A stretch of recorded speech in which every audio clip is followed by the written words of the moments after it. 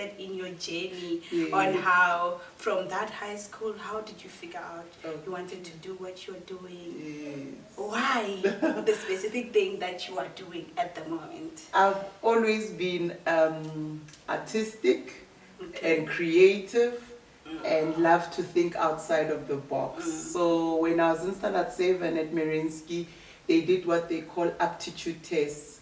So these are the tests that sort of determine your strengths, and they sort of match you to a career or a profession. So funny enough for me, my top one was the top two was occupational therapy or law. Wow. So what happened, I didn't know what occupational therapy was, like many black children or people with our background. Yes, so but I did now my research. I went around doing my research, but I still chose law because my cousin was a lawyer. So here I am post-matric, registered at UP to study law.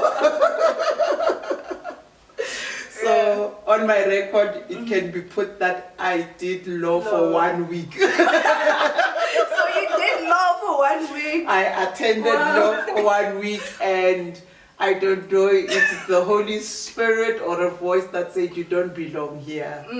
And that's when I packed my bags and I went to occupational therapy. You were like, no more. I'm not going there. After 1 week. After 1 week. I'm interested. What really made you to think I don't belong here, like in that small space of time? Because 1 week it's very small, and most people, they get to know that they're not doing what they like after 4 years of doing the whole degree. So how did you figure that in 1 week?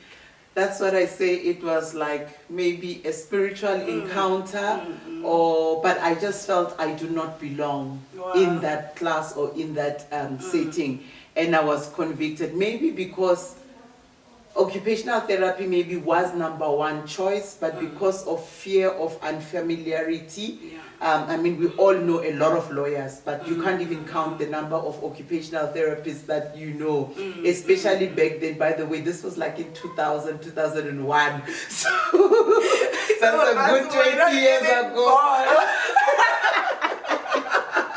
We're not even born. How colleague? Now you're my colleague. I was like, wow, interesting. Exactly, so that I did not even know a single black occupational therapist by then.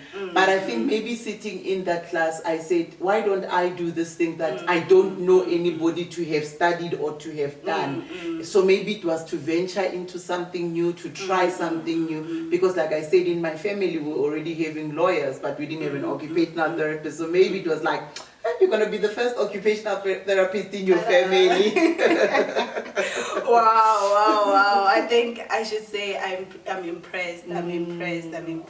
The fact that you pressed on and you pursued it even after recognizing after that week that, okay, I'm not going to let my fear get the hands of me. I'm going to continue and do what I want, even though I'll be the first one.